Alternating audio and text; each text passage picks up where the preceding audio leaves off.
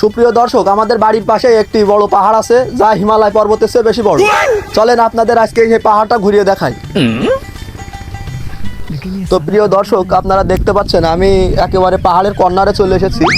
আশপাশে দেখছেন প্রচুর সবুজ দৃশ্য, কিছু কৃষিক্ষেত এবং খেজুর গাছ আছে, সব মিলে একটি মনোরম দৃশ্য। তো প্রিয় দর্শক, এই নির্জন পাহাড়ে একটি ভাই দেখছি শুয়ে আছে, তার সঙ্গে কিছু কথা বলা যাক। ভাই, এই নির্জন পাহাড়ে আপনি একা একা শুয়ে কি করছেন ভাই? আর ভাই, আমার দুঃখের কথা শুনে না ভাই। কি হয়েছে ভাই? আমি 10 লাখ টাকা ঋণ ছিলাম। তারপরে থাকার পরে বিষ খাইলাম ভাই, দিতে পারছিলাম না, লাস্টে বিষ খাইলাম।